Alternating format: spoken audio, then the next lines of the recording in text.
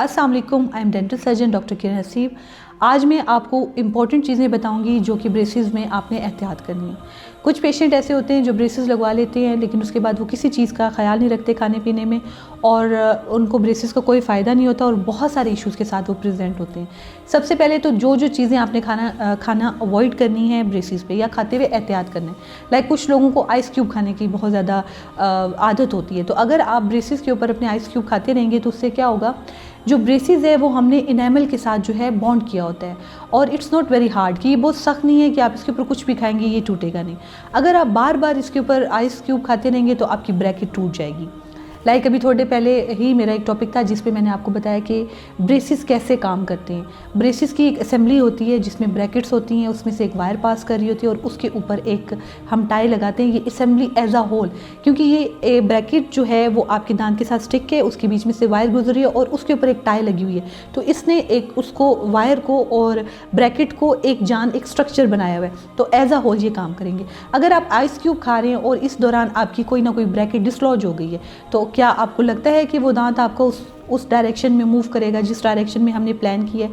तो जब कभी भी आपकी कोई ब्रैकेट लूज़ हो जाती है, टूट जाती है, या फिर आपकी जो है बैंड किसी न किसी वजह से उतर जाता है, या तो आपकी टाई जो हमने लगाई है वो आप कुछ ऐसी चीज़ें खा रहे हैं आप बहुत ज़्यादा, क्योंकि अभी पिछले दिनों की बात है, मेरे पास 2-3 दफ़ा पेशेंट प्रेजेंट हुए और उनकी टाइज़ ही नहीं थी, ऊपर ट्राइज ख़त्म थी और उनके वो दांत सारे दांत ठीक हो गए और वो दांत आज से पीछे रह गया, क्योंकि एज अ होल इतना प्रेशर हम दांतों पे लगा रहे होते हैं, सारे दांत मूव कर गए और वो दांत पीछे रह गए। उसने कोई मूवमेंट इशू नहीं की और बल्कि वो आपका ट्रीटमेंट जो है ना 3 से 4 वीक बढ़ गया।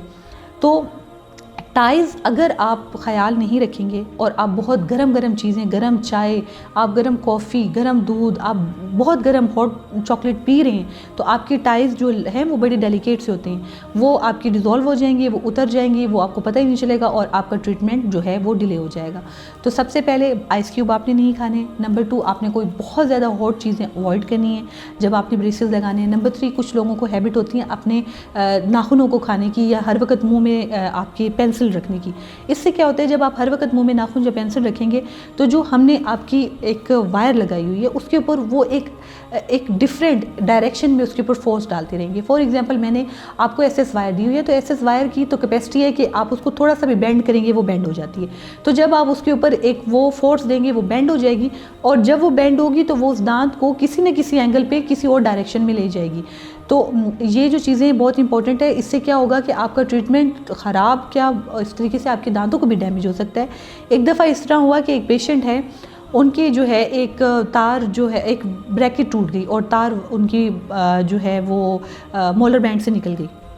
उन्होंने क्या किया, उन्होंने वहाँ से अपनी तार खुद ही काट दी मेरे पास आने के बजाय। तो आप एसएस वायर की इतनी स्ट्रेंथ है क्योंकि वो एक्सपेंशन करते हैं, तो उन्होंने उसके एक साइड के पूरे दांतों को पूरी आरसी डिस्लॉज कर दिया। तो इस तरीके से आपने खुद नहीं करना। जब भी कोई ऐसी हो, ये डेंटल एमरजेंसीज़ में आ जाते हैं, ऑर्थोडोंटिक एमरजेंसीज़ में आ जाते हैं, अपने फ़ौरन अपने डेंटिस्ट के पास आना है। तो इससे ये नहीं होता कि कोई आपका दांत ही जड़ से निकल जाएगा, लेकिन आपका ट्रीटमेंट बहुत डिले हो जाता है। हर एक आपके जिससे आप ख्याल नहीं रखेंगे अपने ब्रैकेट्स का, तो आपका ट्रीटमेंट जो है वो डिले होता जाएगा। आप अपनी अपॉइंटमेंट्स मिस करेंगे, आपका ट्रीटमेंट डिले होता जाएगा। आपकी कोई ब्रैकेट टूट गई है, कोई टाई टूट गई है, आपका ट्रीटमेंट डिले होता जाएगा। इसी लिहाज से आपने स्टिकी कैंडीज़ वगैरह बिल्कुल अवॉइड करनी है, वो ब्रैकेट्स को तोड़ देती हैं।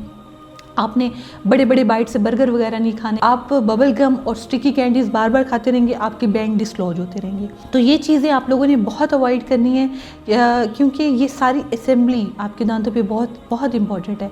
तो जो ब्रेसिस के पेशेंट हैं, उन्होंने ये तो चीज़ें हो गई उनके खाने पीने की कि जिसमें उन्होंने किस चीज़ों का ख्याल रखना है।